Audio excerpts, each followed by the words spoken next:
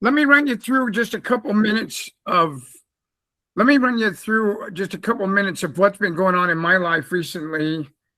And then I want to tie it back into what got me into this industry, what got me into the mortgage industry, what got me into the stock brokerage industry, what got me into an industry where I didn't work for the man, where I didn't have a time clock.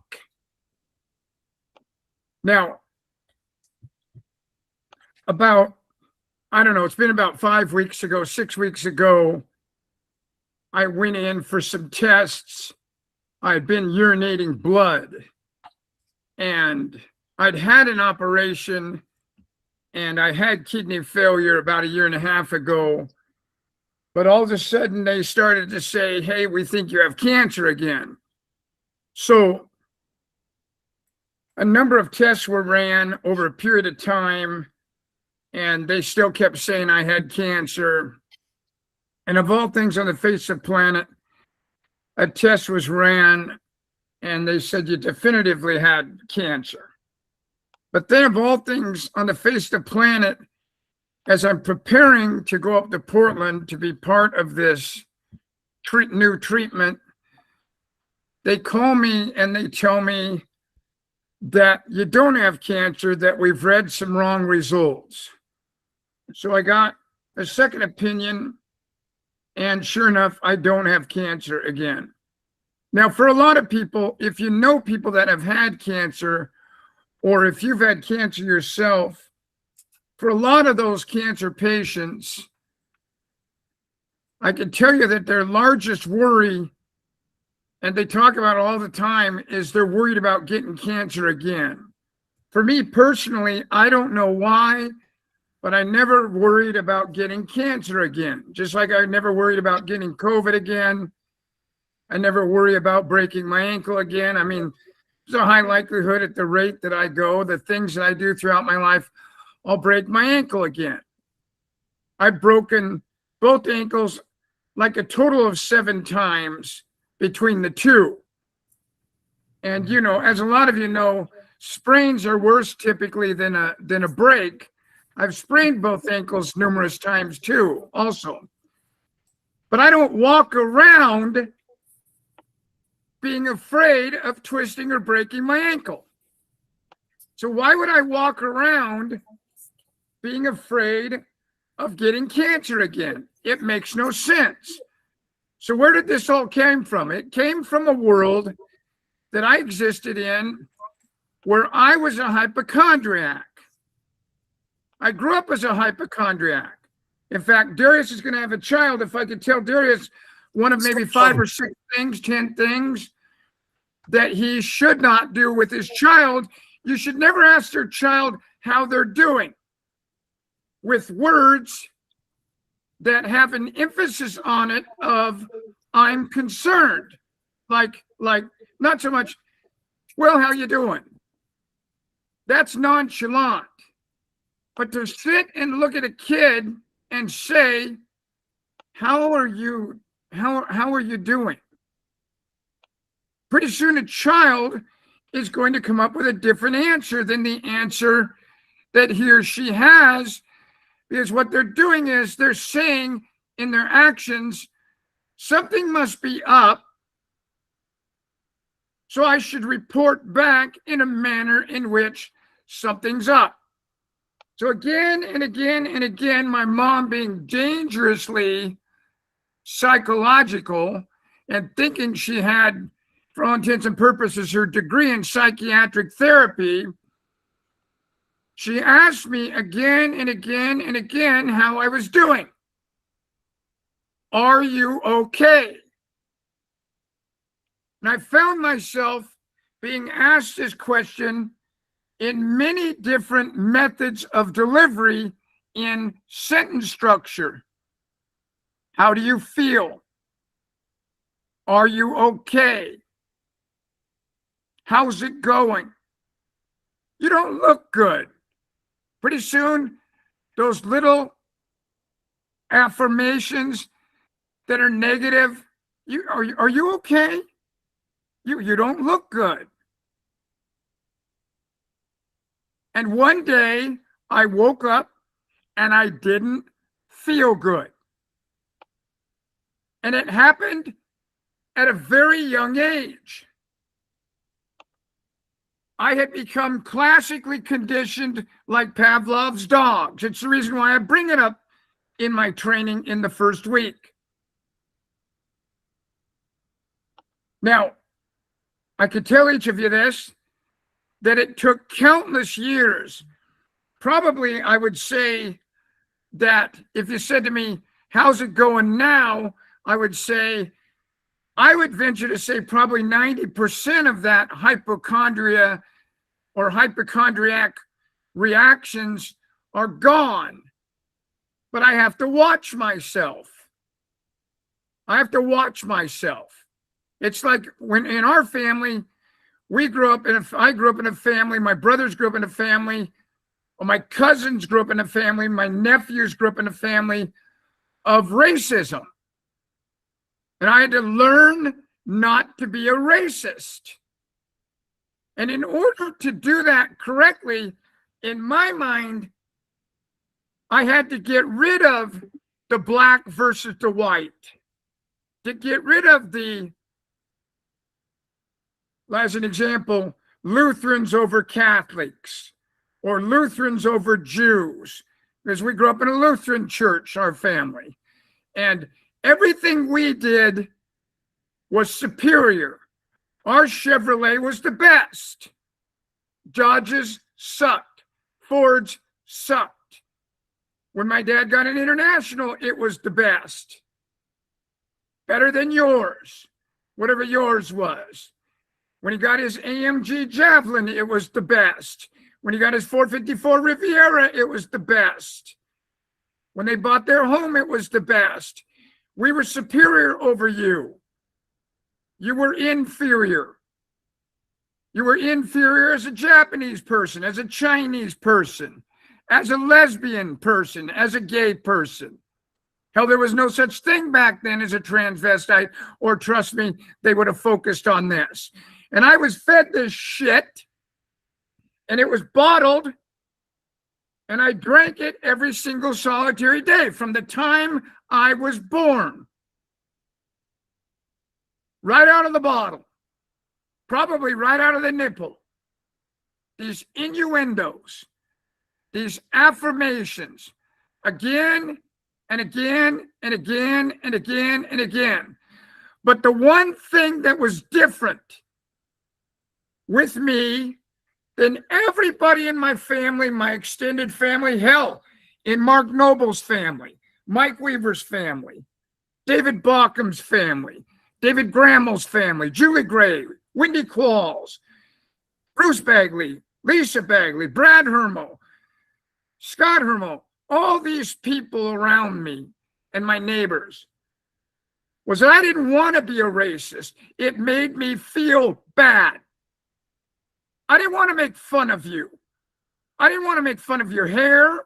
I didn't want to make fun of your color of skin. I didn't want to make fun of your height. And that's where it had gotten. They were making fun of anything that made them feel superior. They'd make fun of a lack of height. They'd make fun of too much height. They'd make fun of color of skin. They'd make fun of the fact that somebody drove a certain car. Somebody had a certain religious belief. Somebody did something for a living. Fuck, if you can imagine this, they made fun of things that people did for a living. It was constant, fed into my brain, like what the Democrats and the Republicans and the undecided and Fox News and CNN and MSNBC and Barack Obama and Donald Trump and Joe Biden and, Nancy Pelosi and all of the above were feeding you and I. AOC, we can go on for hours. It doesn't matter whether you like them or don't like them, we're being fed. Over the weekend, I was up in Portland for a quick jaunt. In the park, in one of the most unbelievable parts you could possibly imagine in the country along the waterfront.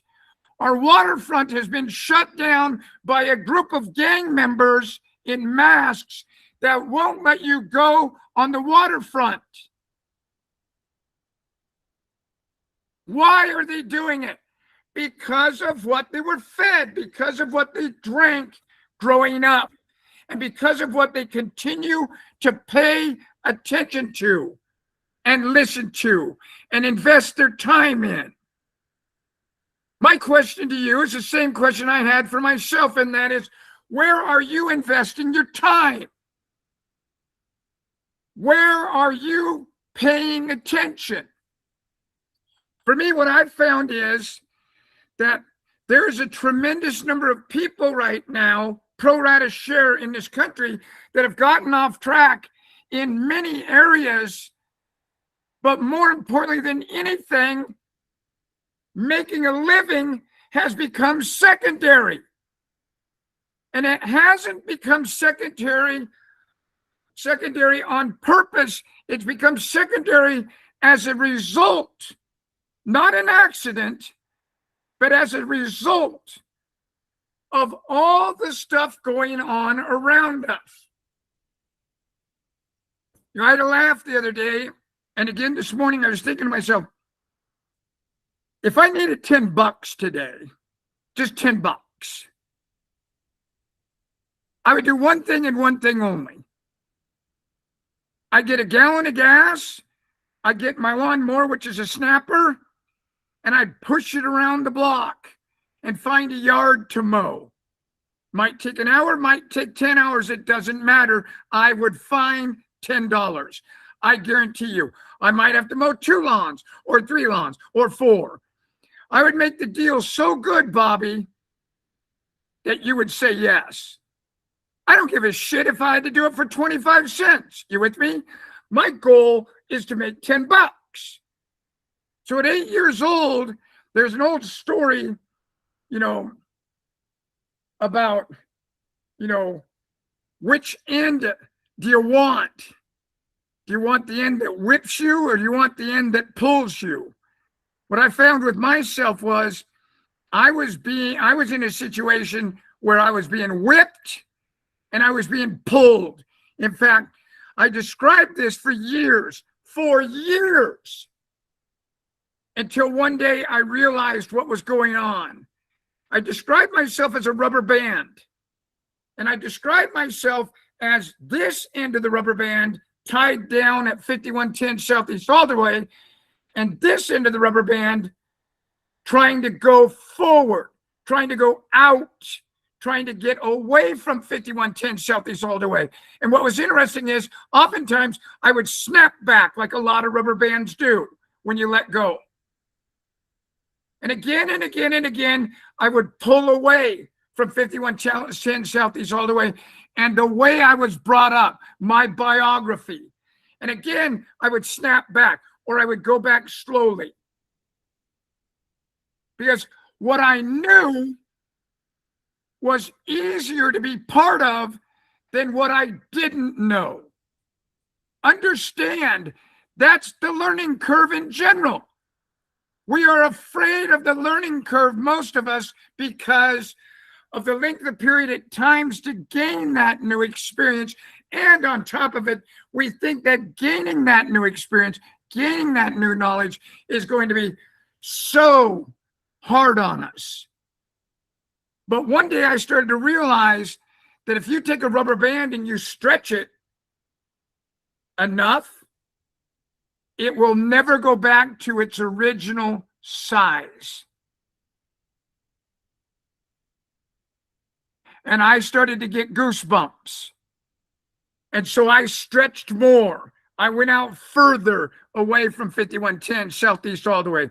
And the thing that empowered me more than anything, period, I saw this a ton in the 90s, the 80s, the 70s, and the 60s.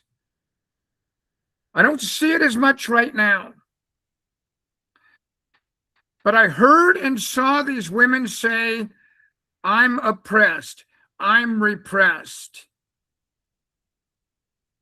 I'm stuck in this situation and I can't get out. It's their fault. I would be making more money, but it's a man's world. But again and again and again, what I saw in Smith Barney, what I saw in the mortgage industry, and what I saw in this industry was women who were free, who had unchained themselves or that had never been chained before. And it was unimaginable to me to be around powerful women because, again, it fell under the guise of that racism that I grew up with because my dad hated women at the core, other than for one reason, and that was sex. And hell, I don't even know if you could classify it as that, quite frankly. It would have been probably more the word relief. Some relief. What an embarrassment to say that about your parents or your parent. But we live in that world.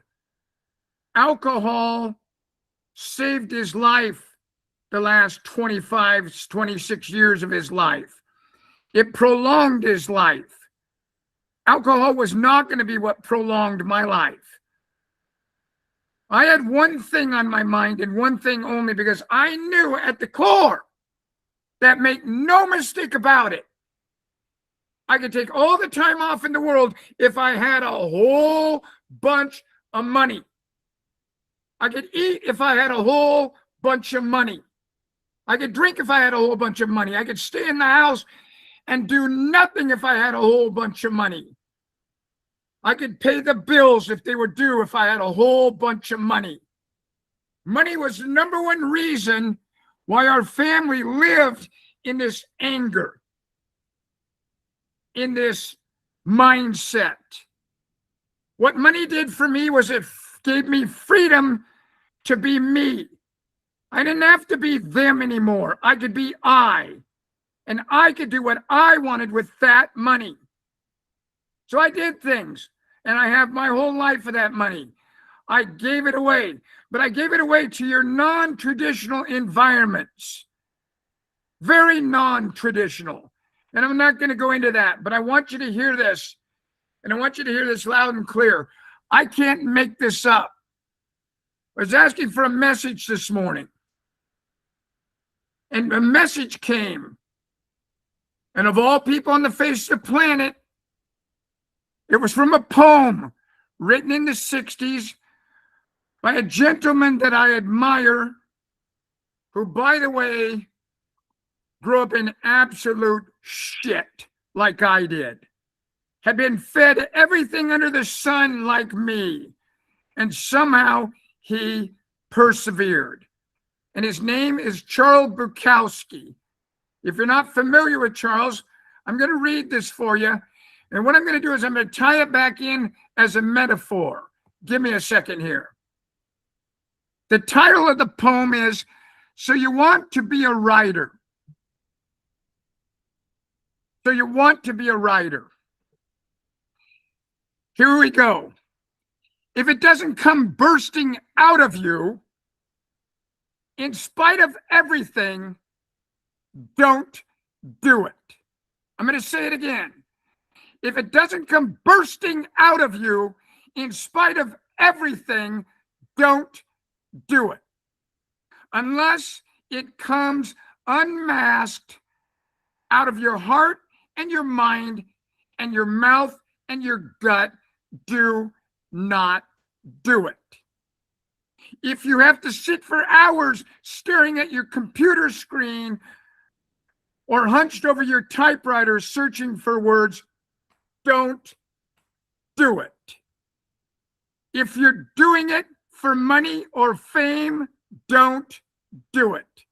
If you're doing it because you want women or men in your bed, don't do it.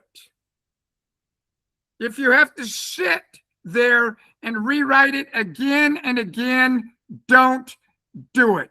If it's hard work just thinking about it, don't do it. If you're trying to write like somebody else, forget about it. If you have to wait for it to roar out of you, then wait patiently. If it never does roar out of you, do something else. If it never does roar out of you, do something else. If you first have to read it to your wife or your girlfriend or boyfriend or husband or parents or to anybody at all, you're not ready. Don't be like so many other writers. Don't be like so many thousands of people who call themselves writers.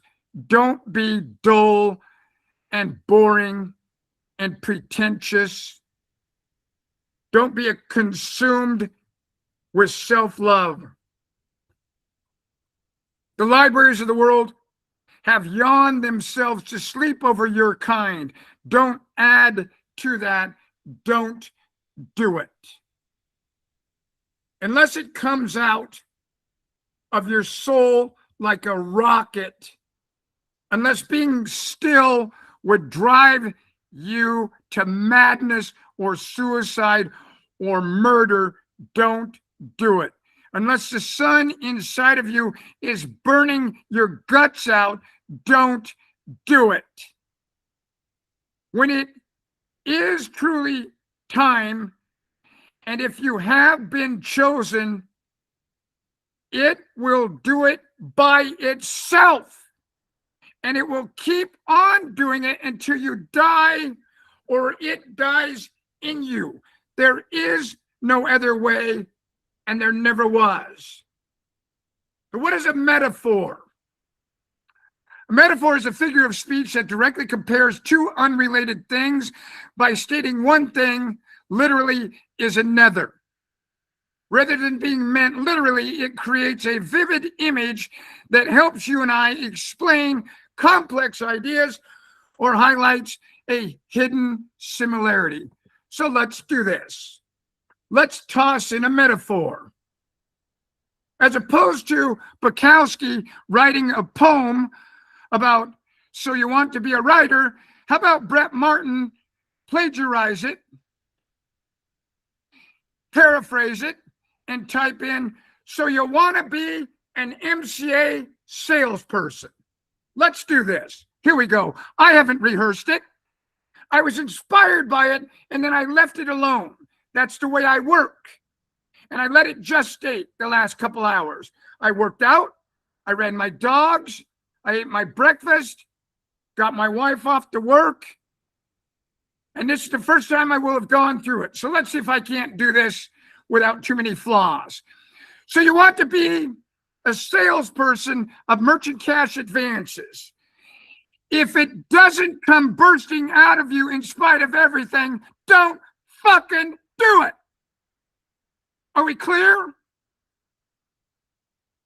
Someone yell crystal clear. Crystal clear. Crystal clear. Crystal clear.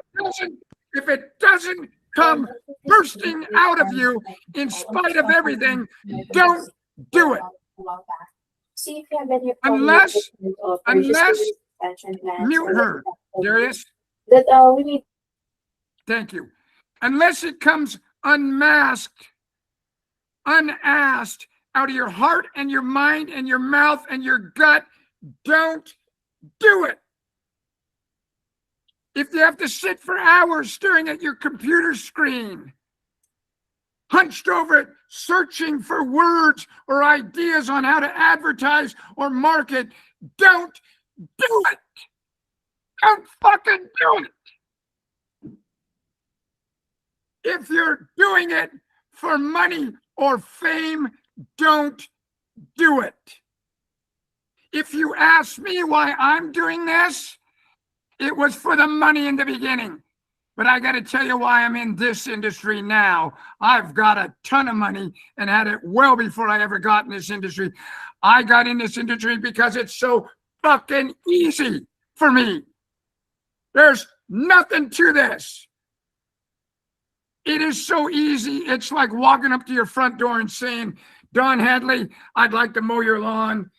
Hey, Bret, I can't afford it. Sir, I don't care if you pay me 10 cents. You're kidding me. I give you a dime to mow it. Great, sir. I'm going to make some money today. It doesn't matter the amount out of each person, but by God, I'm going to make 10 bucks. Just 10 bucks. What about 20 bucks? What about 40 bucks? What about 50 or 60 or 70 bucks? What I learned by mowing Don's lawn was that Don wanted a pattern, that Mr. Bubinick wanted a pattern, Mr. Clark wanted a pattern, Mr. Collins wanted a pattern, Mr. Bagley wanted a pattern. They wanted a certain height. They didn't want it mowed at a certain time of the day. So I kept little copious notes. I went back again and again and again because I wanted to do it. Because it provided freedom. And I needed freedom. No different than Mel Gibson's character in Braveheart, William Wallace, on his deathbed as they were gutting him while he was alive. And he yelled out, freedom! And what did they do with his body parts? They put his body parts all over the surrounding areas. But what did it do to the Scottish? It caused them to rise up. You got a fire inside of you. There's embers inside of you. There's nothing to fanning it, but you have to be doing what you love. You have to be doing what you love. If you're here just for the money, you're fucking done. If you don't love this, you're done. I friggin' love this. I love this, Ken. I love the challenge of getting on the phone with Darius and getting a hold of your business owner and seeing if maybe, just maybe, brother, I can help turn it around. Now, I got to tell you, Ken, I gave a ton of credit last week to the lady that came in at the end. Did I not, Darius? It's up. But I can tell you right now, Ken, you would not be spending that money today had it not been for my effort. I fucking guarantee it. Are we clear? Crystal. Amen.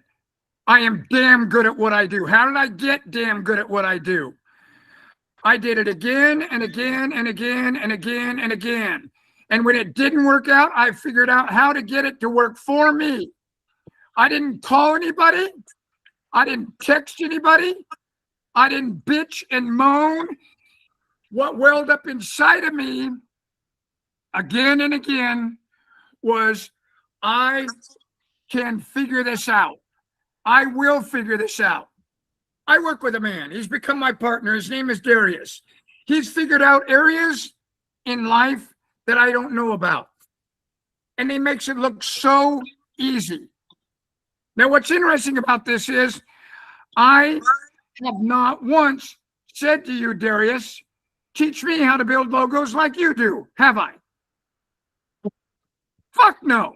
Do you think I want to be good at building logos if you're good at it? Are you fucking crazy? I want to stay doing what I want to do. I want to stay doing what I want to do because I'm good at it and I enjoy it. And this is what I chose. It's like Jane. I don't sleep with other women because I chose Jane. I don't want other kids because Travis and Grant were born to Julie and I, my ex-wife and I. So I didn't make the best of it. Are you fucking kidding me? I don't make the best of anything. Gratitude is an attitude that I live in. It's a state of mind for me. It's what they call the stage 4 of life, according to John Bradshaw and Carolyn Mace. Stage 4. If you have to sit there and rewrite it again and again and again on your things to do today, and it doesn't get done, don't do it. All you're doing is creating imbalance. Why write it down as something to do again today and not do it? Every time you let yourself down, you're fucked. There's pros and cons. You're keeping a score and you're putting a check mark in the con, and you will think less of yourself. You have to win. You have to accomplish. I don't give a shit if you hate the word win or not. Replace it with word accomplish. You have to accomplish things today, or you will feel unaccomplished. And you can only feel unaccomplished for so long before you become bitter, angry. And it oftentimes centered around jealousy. So let's go on here. If it's hard work just thinking about doing it, marketing merchant cash advances, don't do it. Go do something else. If you're trying to sell merchant cash advances like me with my methods, forget about it. It won't work. You got to be yourself. If you have to wait for it to roar out of you, to come roaring out of you, then wait patiently. Don't get angry at me. Don't get angry at your managers. Don't get angry at yourself. Don't get angry at anyone else. Wait patiently. Meditate. Go do something else. Go for a walk. Go for a drive. Go for a ride. If it never does roar out of you, do something else. If you first have to tell your wife about it, or your girlfriend about it, or your boyfriend or your husband about it, or your parents about it, or me and my staff about it, you're not ready. You're not. You're not. I never had to tell anyone about this. In fact, the same thing happened to me in this, that happened to me in the mortgage industry, that happened to me in the stock brokerage industry, that happened to me, for God's sakes, when I was mowing lawns. How'd you get that green Schwinn, Bret? Well, I bought it down at Schwinn. No, how'd you get the money for that? I was mowing lawns. Oh, fuck. Yeah, I don't have a lawnmower. I don't want to do that. My folks would never let the excuses rolled out of Weaver. They rolled out of Bockham, Noble. They rolled out of them. They had choices. I didn't have a choice. They weren't doing gutters. They weren't mowing lawns. They weren't pulling weeds. They weren't building raised gardens before they'd ever built a raised garden. I was doing it because I had no choice. And I learned to love it. Because what I realized was, if I do my chores, now I can play. Metaphorically, it was like, if you eat your dinner, Bret, then you can have dessert. Ah, holy shit. What a world to live in. So again and again and again, I lived in a world where I did my chores. I can remember Russ Fredrickson verbatim coming over to our house. I had just built a dream house, and I mean, it was a dream house. And it was Halloween. We were having orange and brown margaritas. Had like 15 blenders going. Everyone was in our kitchen. I mean, it was a friggin' mess, guys and gals. Like only drunks can be. Pretty soon they just didn't give a shit about spilling and cleaning up the spills. And they just destroyed our brand new kitchen. They didn't care.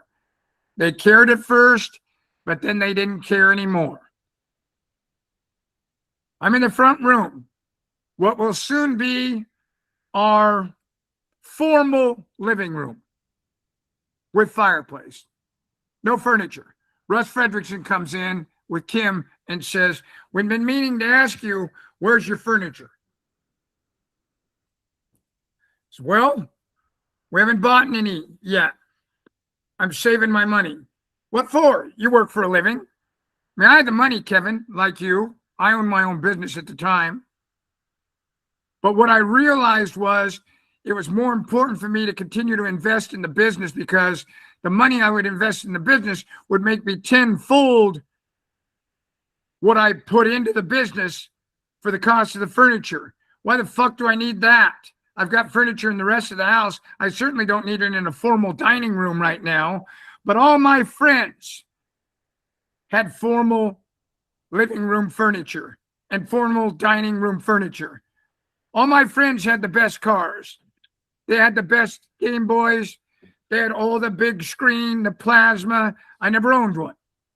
I never owned one till we moved into the Bend house some years back in 2005. Here. Right there. Right there. I could tell you, folks, that Russ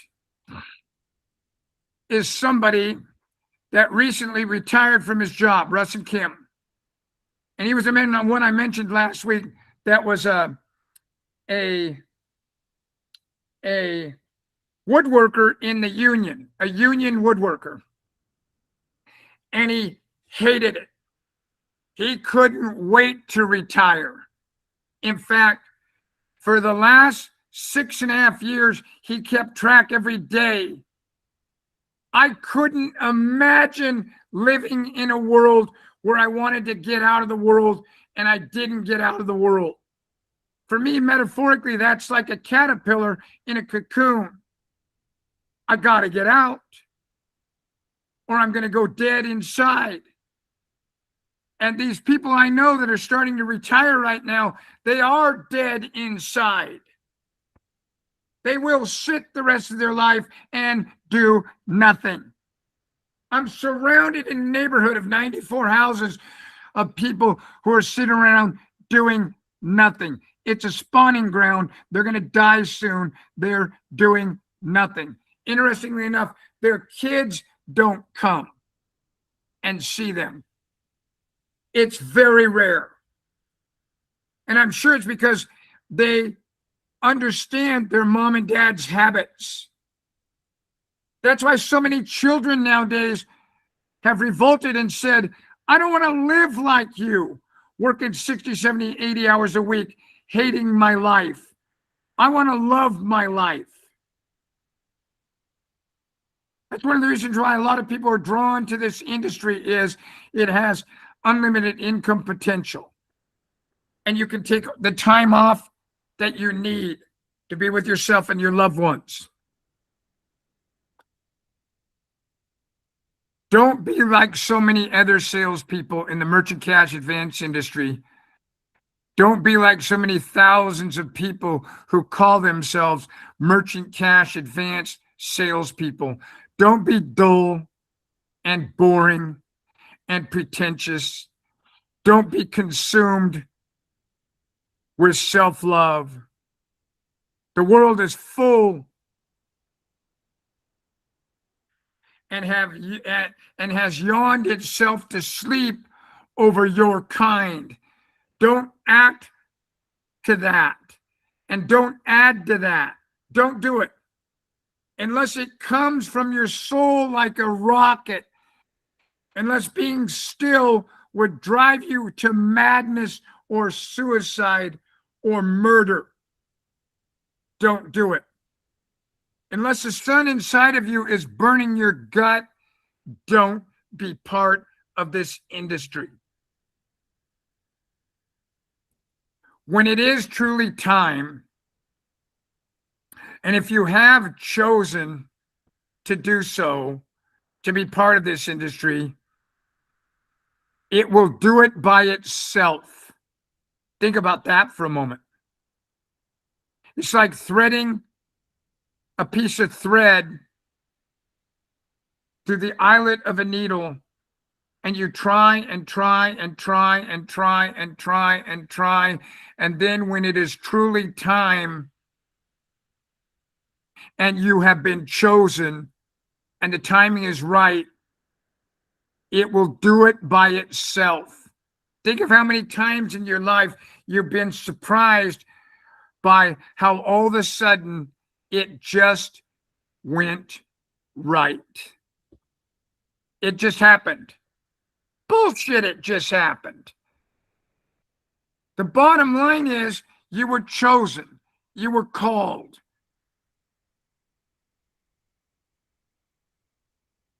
When it is truly time, and if you have been chosen, it will do it by itself, and it will keep going, and it will keep on doing it until you die, or it dies with you. There is no other way, and there never was.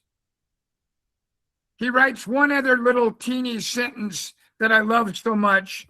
Find what you love and let it kill you. I can tell each of you this. I was chosen for this position. It is a huge amount of responsibility some days. And the reason behind it is I can't find the inspiration. But what's interesting is I've become more and more patient with inspiration. Understanding for me that inspiration is like planting a seed. It's like planting a seed. And then you have to have the faith that underneath the ground, that seed is growing. So preparation is the key. Preparation is the key. You're certainly not going to take hard pan soil, dig down with a pickaxe, toss a seed in it, toss that same soil over the top in big chunks, and expect that seed to gestate. You're probably going to have to break the earth up around that seed so its little seedling can start. I can tell you, so many people I know say to me and their national sales managers, how do I get started? You got started by showing up, for fuck's sake. Are we clear? You got started by showing up. Now, what good is it for you to show up for the baseball game without a mitt and a glove? You got to have tools. So you're going to need tools. So we hand you tools. It's like my dad used to say, you know what, boy, I give you books and you eat the covers. We give you tools, and about 30% of you bitch about the, hey, Bret, what? Hey, Grant, what? Hey, national sales manager, what? These are the stupidest fucking flyers I've ever seen. Well, let's back up a minute and talk about it again. Remember, the website is stupid looking. It is. It looks like anybody could build it. But again and again and again, we have 5 to 7 times more volume than On Deck, and On Deck is publicly traded. We have 5 to 7 times more volume on our platform than Credibly and Capitus put together. We're doing something right. It's because we have a brand. If you say the word On Deck and you didn't know about baseball, you wouldn't know what the fuck it means. Right? Right? Anybody? Agreed? Absolutely. What the fuck does Capitus mean? Anyone? What does Capitus mean? With a K. It's a word that's made up. Anyone know what credibly means? Anyone? I had to look it up. If I have to look it up, don't kid yourself, the fucking consumer has to look it up. So if I were in that board meeting and some idiot said to me, hey, Bret, that 9 of us or 10 of us or 11 of us decided we want to change the name of the company. Guess what the name of Credibly's company was before it was Credibly? It was called Retail Capital. Someone tell me what Retail Capital does for a living. Anyone? Provides capital to people at the retail Oh, level. that's not hard, is it, Ken? What the fuck does Credibly do? Sounds like they help you raise your credit score. or make you credible, right? But let me tell you what happened to Ryan Rosette with his co-founder. They're good friends of mine. I got a phone call from them and they said, hey, are you concerned about your poor reviews? I'm like, no.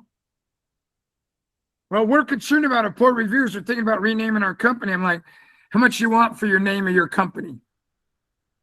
Like, well, we're going to take the platform down so that poor reviews don't exist. I'm like, are you fucking kidding me? Don't you think that eventually you're going to wake up one day and you're going to have poor reviews on Credibly? Are you stupid? Have you lost your fucking mind? I mean, think about it for a moment. The same thing would happen to me if I changed my business name from Mom and Pop Business Funding to Joe's Bar and Grill, for Christ's sake. Eventually, I'm going to have people that don't like me. I mean, some of you don't like me. There's been people that have probably hung up because I used the word fuck, or maybe I was a little too passionate. You know, I always laugh at how people, a little bit ago, someone said, I love your passion. But then I could tell you, I've got just as many people that are confused by my passion, that think I'm angry. They think I'm angry. I mean, this woman that I married, it probably took her 10 full years to understand that this energy had nothing to do with anger, vindictiveness. This is passion. This is me at my best. I have to tell you this, folks, a little bit ago, I had myself so worked up because I'm old now that I remember thinking to myself, my God, you might die of an aneurysm. Well, guess what? I want to die on the field. I want to leave it all out on the field. Do not play football with me in my prime. Do not play baseball with me don't play checkers with me in my prime. Go listen to Michael Jordan and how people spoke about Michael Jordan in addition. And Michael Jordan felt the same. Kobe Bryant felt the same. Michael Phelps felt the same. Simone Biles felt the same. Don't think for one moment that you haven't been there yourself. Mamba mentality. God, dude, Mamba mentality all the way, man. You know, and I got to tell you, brother, we've all had these periods in our lives where everything went our way, where that last portion of this poem, when it is truly time, and if you have been chosen, it will do it by itself, and it will keep doing it until you die or it dies within you. You know, Darius, I was telling Darius the other day, I didn't tell my wife, I didn't tell my ex-wife, I didn't tell my two boys that my cancer had returned. And it was told to me that it had returned. And I was preparing for treatment. And they were going to do a multitude of treatments that I was learning about, I did not know all about yet. And I was starting to look at other options. But my mom, being my mom, got a hold of my oldest son, and my oldest son called me last night crying at 11:30. He never calls at 11:30, and he's crying. He's like, dude, why didn't you tell me? Like, hey, man, I didn't want to tell you because I didn't want you to go on that ride with me. That's my ride. I was going to tell you when I came to Portland to start the treatment, but I wasn't going to have you calling me every day. How do you feel? How are you doing? Do you hear these words? And do you recall how I started this off from a hypochondriac way, growing up in my family? Everybody? Yes, Brad. Yes, Brad. Yes, Brad. Yes, Brad. That's why I told Darius, I don't want Shackelford or Mark getting a hold of me. Right, Darius? Because I didn't want to be talking about it. Because I understood that if I took that seed and I started to water it, and I started to tend to the earth, and I started to make sure no weeds appeared, that eventually this cancer diagnosis would become what they call nowadays a thing. And I didn't want it to become a thing. So I compartmentalized it and I put it over here. And instead, kid, what I did was I showed up for guys like you to get on the phone for guys like you, to hold someone like Christopher up 2 weeks ago with the highest regard on his first funding and tell him how proud I was of him. I've always felt this feeling that when I'm giving to others, I'm not in my head. I'm not looking to get. Because that's what's up with someone who's a hypochondriac, is they're looking to get. They're looking to get help. They're looking to get affirmation. They're looking to get medicine. They're looking to get sympathy. They're looking to get empathy. Darius and I got a phone call here the other day, or took a phone call the other day from a guy, and this guy was on death's door. This guy was on death's door. And I sent him a case of this product that I have.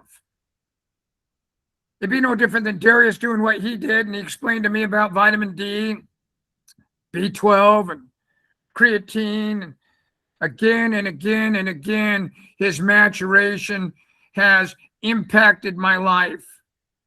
Again and again and again. And not once have I ever been afraid to say to him, what about this or what about that? He's educated me again and again and again and again and again. And not once have I ever felt inferior. Not once have I ever felt like a subordinate. He never made me feel that way. I never chose to feel that way. I don't look at gaining knowledge as something you have that I don't have, and therefore you're better than me. Are you fucking kidding me? I had enough of that shit growing up. We were to be seen and not heard. We were inferior. They were superior. But interestingly enough, there's this interesting clock that goes off at 17, 18 years old, and you're graduated, by the way. Now you're independent. Go ahead and think for yourself, fucker. Go ahead and make your way in the world on your own, fucker. And by the way, you're going to be competing with me and competing with people just like me. So good fucking luck. And by the way, we didn't do a very good job of preparing you for this, nor did the school. What I started doing, Darius, on day one with Travis and Grant was I let them know I am preparing to kick you out of the nest. I'm preparing to kick you out of our home. And if you don't pay attention, when I do kick you out, you're going to fall flat on your face. So you better pay attention, because there's going to be a day, and the day is going to be right after high school, that you're gone. If you don't go to college, you're going to get some dough for about a year's worth of rent and some groceries and a little bit of entertainment. And other than that, fuck you, you're on your own. And the only way that I could possibly give them that attitude is I had to prepare them. So again and again and again, I fought my demons. And I could tell all of you this. One of the reasons why I don't like to go back and address those demons is I'm afraid, like anybody else, that maybe, just maybe, they'll pull me down again. Because I can tell you right now, I don't ever want to be 20 again. I don't ever want to be 30 again. I don't ever want to be 15 or 40 again. I don't ever want to be 60 again. I fucking love being 64. I'm going to be 65 in December. I can't wait. Bring it on. No Botox, no tummy tucks. Fuck it. Bags under the eyes, skin is getting flabby, muscles are going away. I don't give a shit. My sex drive is leaving me. It is what it is. I can go after my diet. I can fight it. I can grab a hold of my weights, which are around me all day, no matter what. I always have them with me everywhere I go. I take them on my road trips. They're in my hotel. This right here is 85 pounds. And I could tell you all, when I bought it, a guy like you, Darius, a guy like you, Ken, a guy like you, Kevin, or Christopher, or Jeff, or Mark, had to carry it out of Dick's for me. And I saw it in the corner. I saw it in the corner till 2 weeks ago. And you should see the progression from 2.5 pounds up to this bad boy. And now I'm doing sets with this. And I got these things, which are really cool. If you haven't used them, you can swing them. And you talk about making your body limber. Look how long it is. And this sucker here happens to be a 20-pounder. And I've got them up to 35 pounds. And the funny part about it, you guys, I could tell you this. I mean this from the bottom of my heart. I cannot tell you how many times I've had to start in again. Some of you would say, start over. Broken ankle. What do? You start over. No, I start in from there. Compound fractures, 20 years old. You start over. No, I start in from there. COVID-19, cancer, suicides around me, homicides around me, drug deaths. I get married. 1988. 1991, my dad's dead, but another 18 people are dead in our family with drugs and alcohol. You think we had a problem? Drugs and alcohol killed every single one of them, including my dad. My grandmas and grandpas on both sides of the family, my aunts and uncles. The only one that didn't die of it was my Uncle Scooter, who ended up shooting himself, who had Agent Orange. But he'd been a hard driving alcoholic up until 2 years prior. We lived on alcohol. But what we really lived on more than anything was avoidance. We avoided life on life's terms. Our family was part of that group that's out there right now telling you and I, life is hard. Donald Trump sucks. Joe Biden sucks. Jews are bad. Catholics are bad. Christians are bad. Democrats are bad. Republicans are bad. If you like Fox News, you're an idiot. If you like, CNN, you're an idiot. If you're not into gay people, you're an asshole. If you're not into, lesbian people, you're an asshole. If you're not into transvestites or she-males, you're an asshole. If you're not a racist, you're an asshole. We are destroying this country right now. Look around. Drive into your inner cities. Come out and visit me in Portland and let's go for a drive. One of the most architecturally sound, incredible states, cities in the country. Bridges you can't believe. Every window at the ground floor and most of the second level of every building has been blocked out by plywood. Imagine working there. People no longer drive downtown and leave their car all day. They have someone else drive them down there. You and I are part of history, our own history.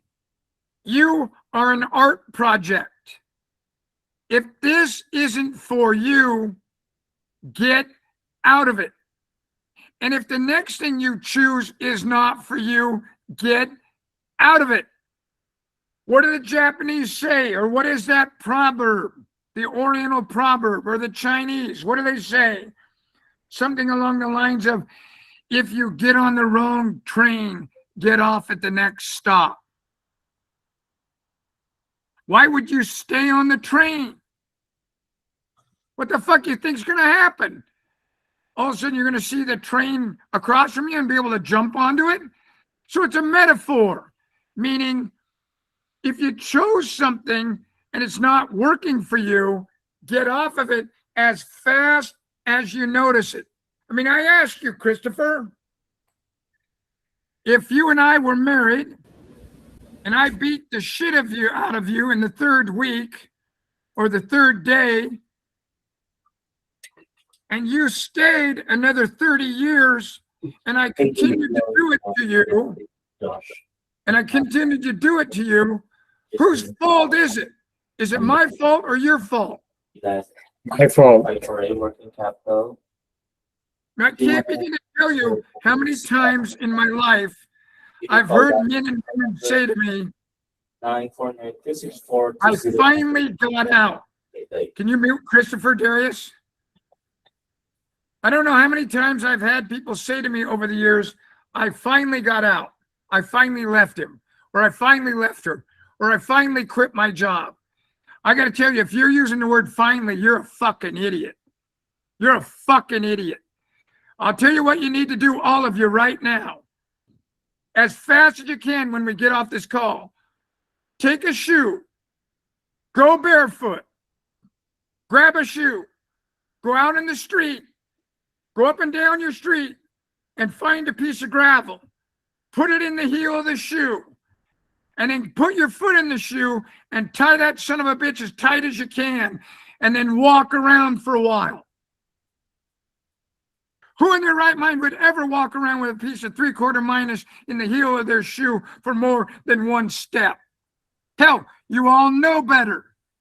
But metaphorically speaking, we do this with our lives every single solitary day. You have a backpack. You have a wheelbarrow. Every single solitary day when you wake up, you fill it up again with yesterday's shit. It's time you sort through the shit and lighten the backpack, lighten the wheelbarrow. What you got to do is you got to get rid of the camouflage. You got to get down to the point where you say to yourself, these are the things that are going to make me progress. Everything else today that's on this list will not allow any progression. If you do not experience progression, you will experience aggression. And once you start to feel aggression, it will leave an impression. And pretty soon, you're going to have to take blame or start blaming someone else. I see so damn much blame being placed on this and on groups in this country. It is unbelievable right now. Unbelievable. I see people spending their time doing this, and I think to myself, my God. Hey, listen, let's be honest with one another. We know there are groups out there right now that are employing people to bitch and moan, to carry signs. It's out in the open now. We know that this could be an actual profession. Agreed? Yep. Ken, they'll even put you on a bus or a plane and get you there on time so you can bitch and moan at the next event, right? They'll give you lodging. They'll give you money. They'll give you food. They'll give you the proper signs. Hell, they'll give you the fucking narrative to spread, right? Sure. It's going on everywhere. We know this now. And we know this because of the advent of social media more than anything on earth. It's one of the greatest things that I believe ever happened to me as a human being was I got to see it. But then the question became, do I want to be part of it? Or do I want to be part of the change I want to see? Now, I can tell you this, folks. I had a brother. He didn't believe in our 10:30 curfew. So he fucked with my mom and dad. He didn't believe that he couldn't go to the beach when he was 14 years old with an 18-year-old woman from work at the Keg restaurant. So he went anyway. Again and again and again and again, he bucked the system and defied the system. He didn't believe the laws applied to him, so he took my dad's collector's Colt Woodsman 22 pistol and he shot the lights out at the Keg restaurant and was arrested. Again and again and again, he went against the grain. But what I came to realize through a Quentin Tarantino movie is this. Have any of you seen the movie called Inglourious Bastards?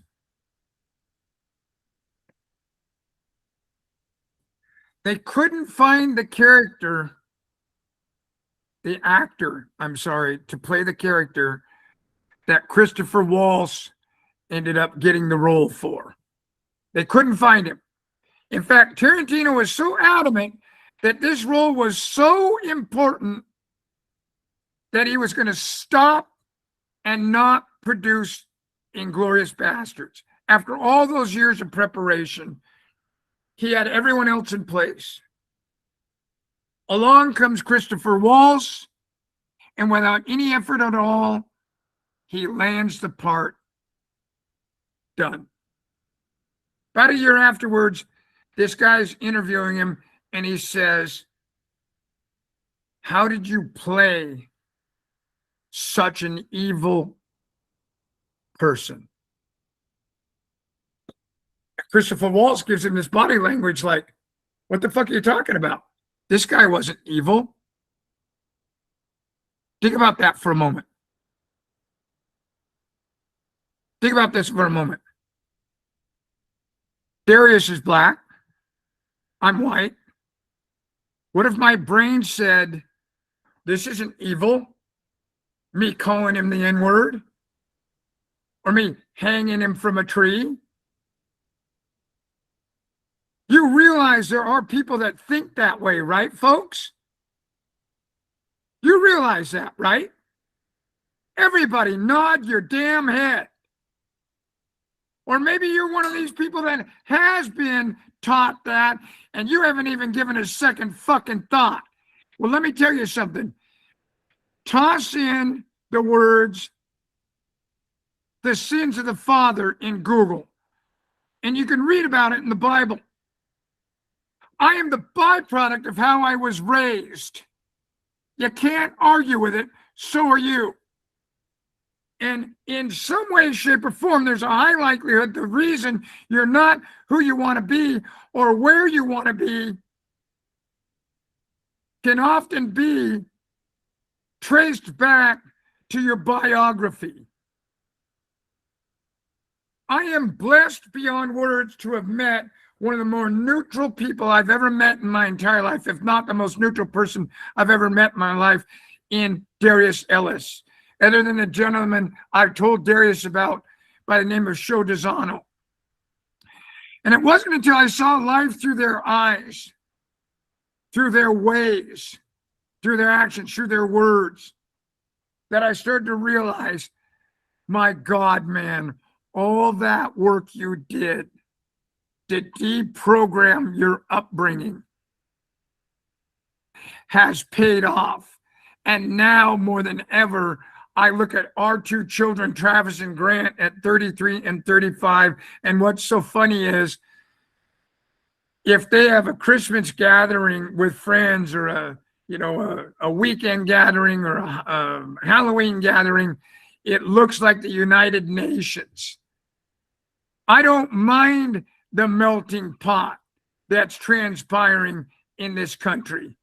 I mean, just imagine going back with me, if you would, to the 1700s or 1800s. And what if I were, the keynote speaker or the MC, the master of ceremonies, and I said that to you right now in the 1750s or 1850s? I don't mind the melting pot I'm seeing.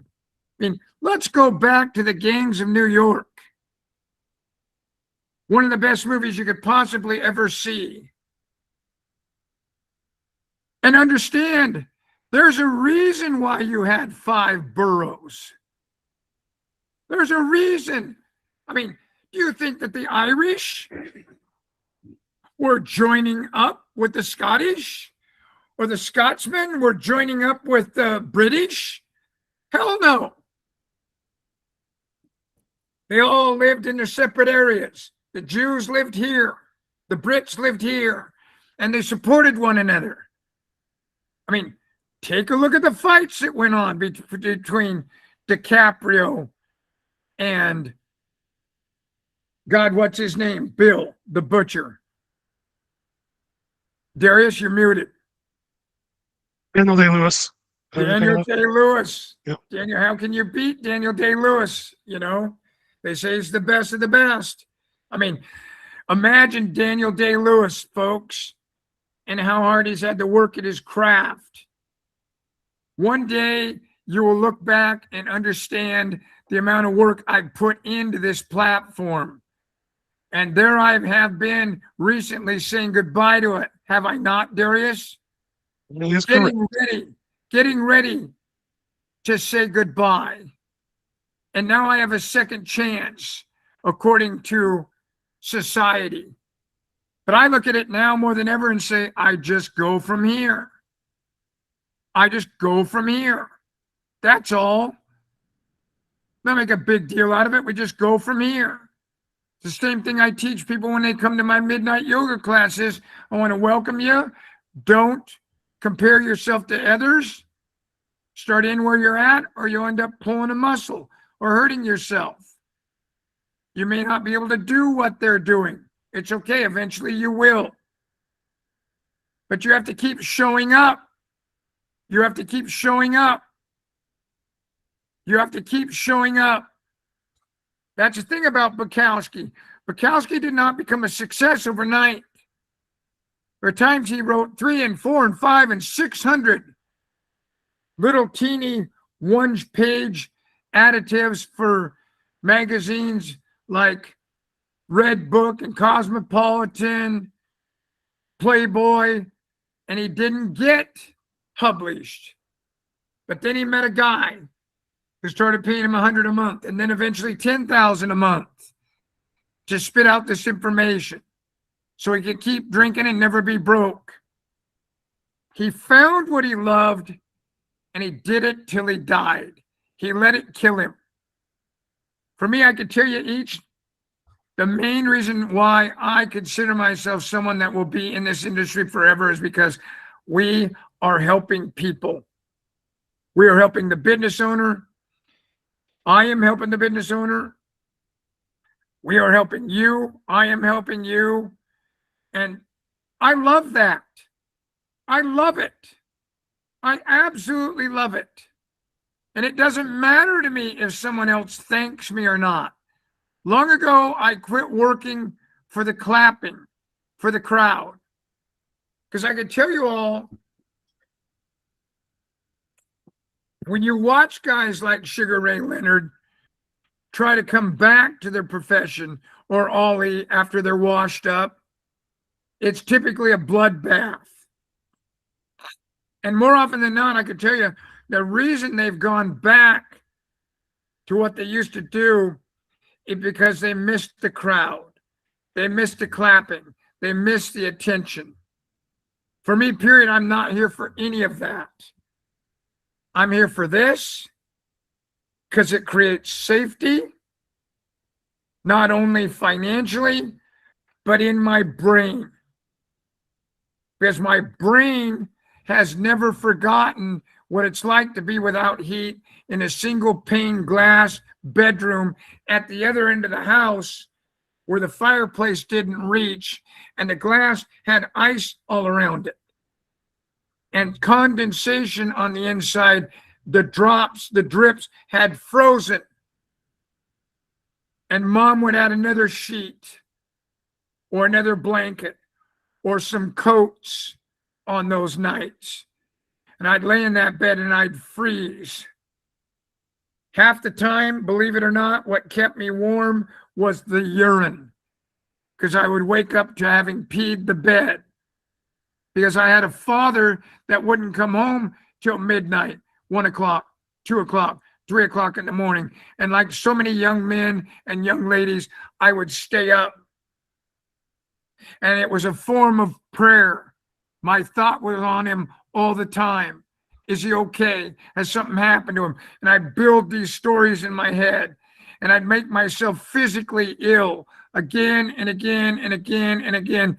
But then here would come the lights, the sound of the Chevy Blazer, the sound of that 394 in the AMG Javelin, the sound of the 454 being wrapped up and burning the tires as it came around the corner. And I knew he was drunk, but my dad was alive and I could go to bed.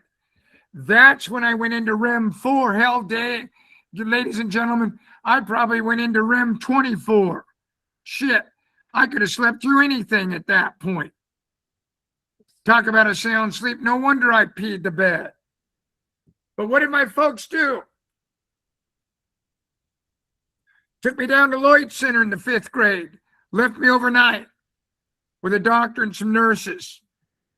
Put all sorts of these electronic shit all over my pecker and my diaper, and every time it felt moisture, it would shock me.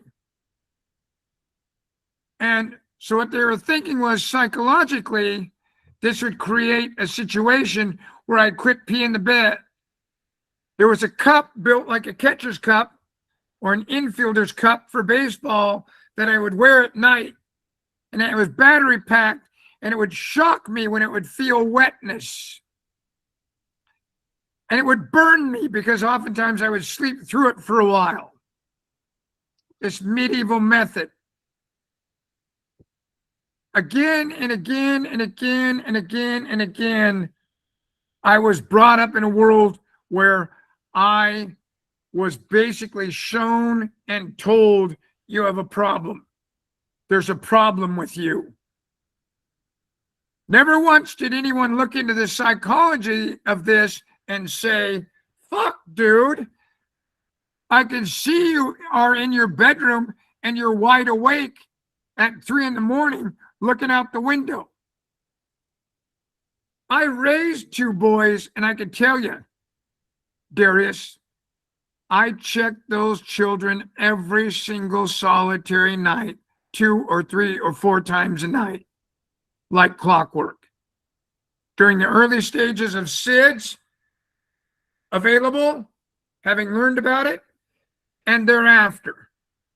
And eventually it became this situation where I just sit on the edge of bed and just appreciate being in Travis's room or Grant's room. Or sometimes I might lay next to him and smell their fresh hair after a nice bath, or their fresh soaped up body after a nice bath, and say to myself how blessed I am. Not in a freaked out way where I'm a pedophile and doing weird things with my kids, but just appreciating my children. Trust me, had my children been waiting up for something at the window, I would have known. I would have known. All my mom would have had to do was come out of herself and her narcissistic ways, and she would have been able to see that I wasn't sleeping. Why are you so tired in class all the time, every day, being asked? Why are you so tired in class? So now, guess what I did? I taught myself not to act tired, so I didn't get asked this fucking question, because I was afraid what they would do is put me in more testing.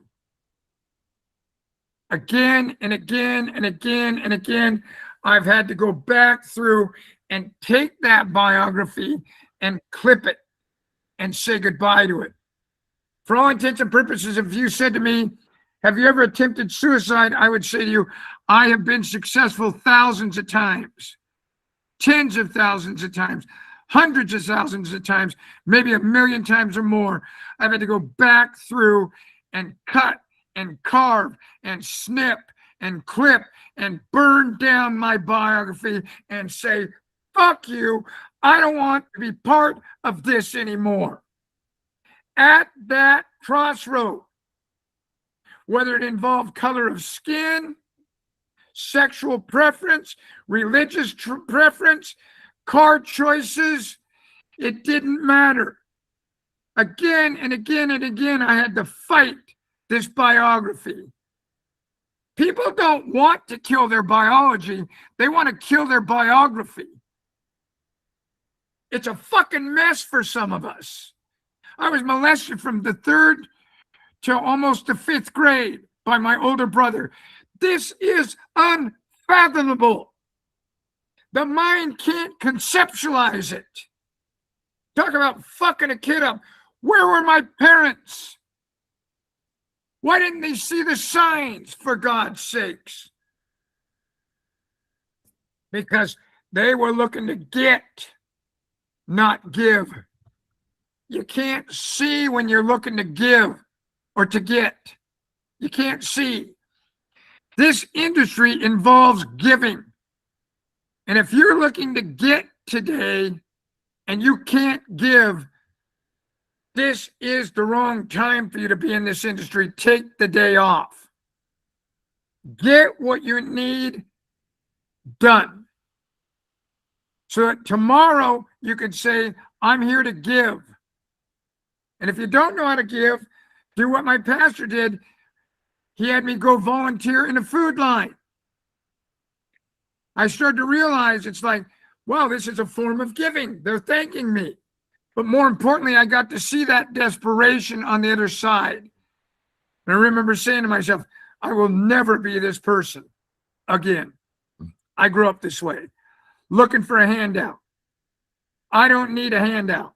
I don't want a handout. And I can tell you right now, I can reach into this bag right now and I will blow the top of my head off in a New York second, take my Texas time doing it if I ever get to the point where I'm thinking I need to survive on a handout. No way, man. I'm a firm believer that if for some reason you've been able to put it together and have a little bit of money to your name, more friggin' power to you, baby. And if for some reason you can buy a better meal than the meal you had growing up, more power to you. If you can wear better clothes, have a better bed, have heat, have bills that are paid, help others out, more power to you.